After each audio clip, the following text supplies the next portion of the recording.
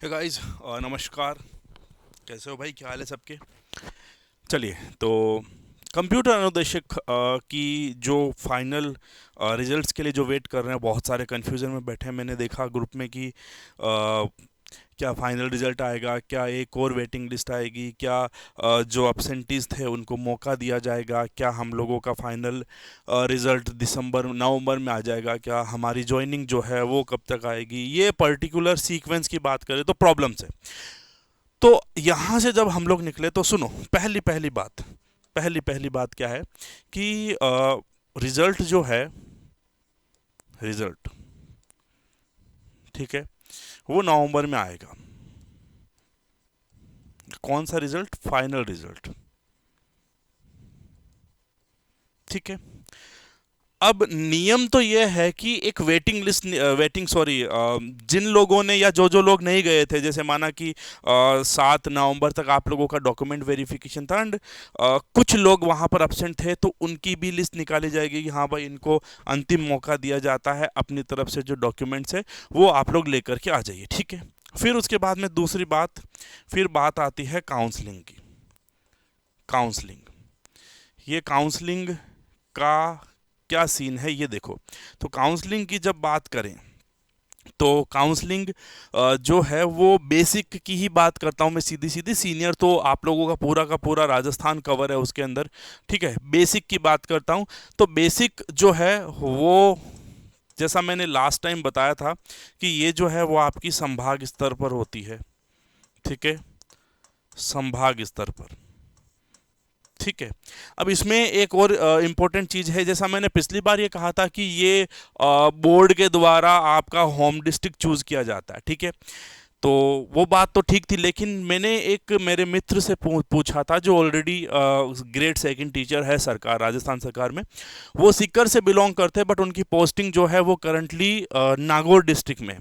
तो सीकर का संभाग अलग है और नागौर का संभाग अलग है, तो अलग अलग हो गया। उनका होम डिस्ट्रिक्ट तो सीकर है, लेकिन वो नागौर में है। तो उन्होंने ये बताया कि जो सेकंड ग्रेड की पोस्ट होती है उसमें आप लोगों को मंडल चूज करने की फ्रीडम होती है।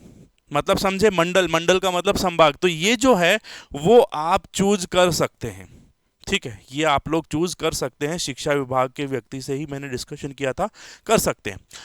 अब जब संभाग चूज करो तो अब एक ध्यान रख लेना, अब आप बंद जाओगे। संभाग चूज करने के बाद में उस संभाग में, माना कि जयपुर संभाग आपने ले लिया, और जयपुर संभाग के अंदर माना कि आई डोंट नो, मुझे पर्टिकुलर नहीं है, मेरा जीके थोड़ा वीक है, जितने भी जिले हैं, जो भी 6-7 डिस्ट्रिक्ट है, अब आपकी पोस्टिंग उन्हीं में होगी, उनसे बाहर नहीं हो सकती।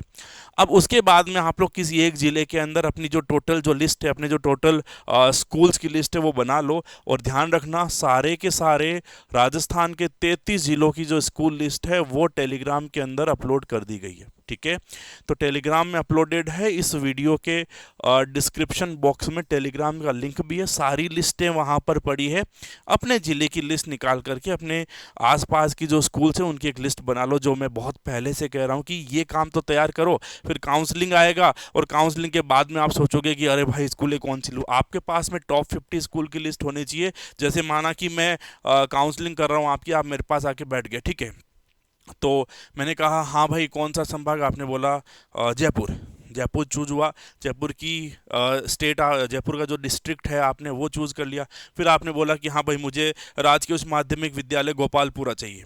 गोपालपुरा, गोपालपुरा चली गई। अगली बोलो, राजकीय उच्च माध्यमिक विद्यालय मुझे जो है टोंक रोड चाहिए। हाँ भाई, टोंक रोड नहीं है, चली गई। अगली बोलो, राजकीय उच्च माध्यमिक विद्यालय मुझे जो है ब्रह्मपुरी चाहिए। ब्रह्मपुरी चली गई। आगे आगे सर लिस्ट ही नहीं, आप अपने आप दे दो।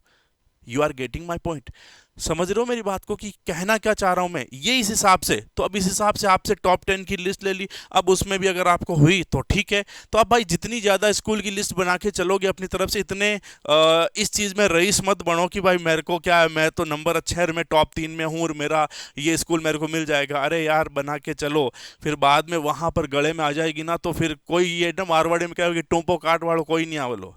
ठीक है, तो अपनी तरफ से पूरा प्रैक्टिकली लेके चलो। और ये फाइनल जो रिजल्ट्स है, यानी कि जो ज्वाइनिंग है, जो जितना मुझे आसार है, जितना मुझे लग रहा है, जितना मैंने पूछा है डिस्कशन, तो वो ये है कि आपका पूरा दिसंबर जो है काउंसलिंग में चला जाएगा। एक फाइनल जो ज्वाइनिंग है, ज्वाइनिंग रिजल्ट तो आरएसएमएसएसबी बोर्ड ने तो जो कैंडिडेट की लिस्ट फाइनल रिजल्ट जारी कर देगा, भाई ये लोग पात्र पाए गए डॉक्यूमेंट वेरिफिकेशन के बाद में, और हमारी तरफ से अंतिम लिस्ट है। अब शिक्षा विभाग जाने और शिक्षा विभाग का काम जाने। तो जो हमारी ज्वाइनिंग है वो लगभग लगभग, क्योंकि ये भी ध्यान रखना क्योंकि सारी ज्वाइनिंग एक साथ नहीं होती, मतलब समझे, मतलब ये कि माना कि जोधपुर जिले की काउंसलिंग जल्दी होगी तो ज्वाइनिंग जल्दी होगी, जयपुर की काउंसलिंग डिले चल रही है तो काउंसलिंग के बाद में ज्वाइनिंग लेट हो जाती है। तो जनवरी के महीने का ही दिया जा रहा है कि जनवरी के महीने में आप लोगों की ज्वाइनिंग हो जाएगी। और एक ध्यान रखना कि लगभग लगभग 24 दिसंबर से 10 जनवरी तक की स्कूलों की छुट्टियां हैं। मान के चलो 15 दिन का काम है, और 15 दिन की सैलरी करोड़ों रुपए होती है। तो पहले दे देगी सरकार तो अच्छा है, बट नहीं है, सुनने में आ रहा है, कहने में आ रहा है कि भाई जनवरी के आसपास आपकी जो है ज्वाइनिंग आ जाएगी। एक और काम की बात, सूचना सहायक वाले, सर क्या है वैकेंसी का, तो सूचना सहायक की जो वैकेंसी है वो बिल्कुल फाइनल है, उसमें कोई भी पेंडिंग और इश्यू वो नहीं है। हाँ, एक बात चल रही है कि सर उसका जो वैकेंसीज है उनका क्लासिफिकेशन पूरा नहीं आया है। तो क्लासिफिकेशन जो है वो लगभग लगभग आउट ही था, बट हाँ अब इसका देखो अंदर की बात है, अंदर की बात तो ना तो आपको पता है ना इतना कोई पता कर पाएगा कि हुआ क्या। लेकिन हाँ, एक रिसेंट की एक इन्फॉर्मेशन के अनुसार तो ये है कि शिक्षा बोर्ड के पास में जो एसएसबी बोर्ड है वहाँ तक फाइल है, अब केवल सरकार जो कहेगी वही होगा। इसका मतलब है कि सिंपली एक साधारण सी बात कहूँ तो आपकी वैकेंसी तो तैयार है, तो आप एक आध महीने का वेट कर लो। नवंबर तो वैसे भी आपका आधा वो रिजल्ट निकालने में उसमें बिजी है एसएसबी बोर्ड, क्योंकि उन्होंने कह दिया कि 24 नवंबर तक तो हम लोग ग्राम सेवक का रिजल्ट निकालेंगे, उसके बाद में हम कंप्यूटर अनुदेशक के रिजल्ट में काम करेंगे। तो ये जो प्रैक्टिकली चीज़ें हैं ये चल रही है, ठीक है। तो सूचना सहायक वाले तैयारी जारी रखो यार, वेट मत करो, देखो क्योंकि थोड़ा बहुत टाइम और लगेगा जिसमें आपका सारा का सारा काम हो जाएगा, ये ध्यान रखो। दूसरा, शिथिलता। शिथिलता कब मिलेगी, तो शिथिलता वो सीधी सीधी है। देखो मैं किसी के बारे में गलत कहना नहीं चाहता, बट शिथिलता के बारे में एक ही चीज़ है कि राजस्थान स्टाफ सिलेक्शन बोर्ड शिथिलता में कुछ नहीं कर सकता, पहली बात। शिक्षा विभाग शिथिलता में कुछ नहीं कर सकता। शिथिलता केवल और केवल रूल्स के अगेंस्ट जाकर के हो सकता है। रूल्स के अगेंस्ट जो है वो केवल और केवल मुख्यमंत्री या फिर गवर्नर के साइन होते हैं, वहाँ से हो सकता है। तो अगर शिथिलता देनी है, अगर नंबर कम करने हैं, तो केवल मुख्यमंत्री के आदेश के बाद ही हो सकता है। क्योंकि एसएसबी बोर्ड वाले माना हरी कुमार जी शर्मा जी कह रहे चलो शिथिलता दे देते हैं आपको, 35% तो कर ही देते हैं आपका, ठीक है। चलो चलो एक काम करो राजू, 35 कर दो यार। भाई 35 नहीं हो सकता, उनके हाथ में नहीं है।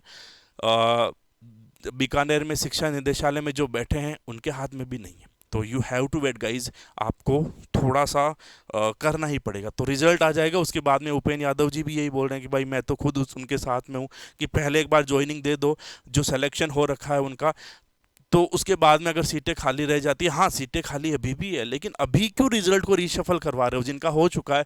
अब एक सिंपल सी बात मानो कि जो पेपर 1 में, मैं बहुत छोटी बात मानो, पेपर 1 में भी 40 है और पेपर 2 में भी 40 है, ये सिलेक्शन पे है, ठीक है।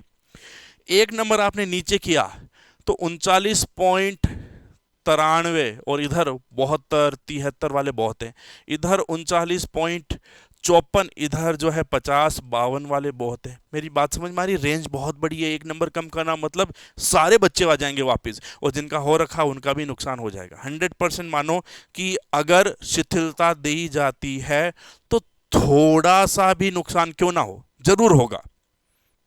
इसीलिए एक ज्वाइनिंग आ जाएगी, उसके बाद में शिथिलता की जो भी प्रोसेस है सरकार के द्वारा जो होगी वो हो जाएगी। बट अभी फाइनल ये है कि एक ज्वाइनिंग का फाइनल लिस्ट आ जाएगी, रिजल्ट आ जाएगा, उसके बाद में आगे के जो काम है वो आपके हो जाएंगे, ठीक है। तो ये रही आपकी काम की खबर, मस्त रहो।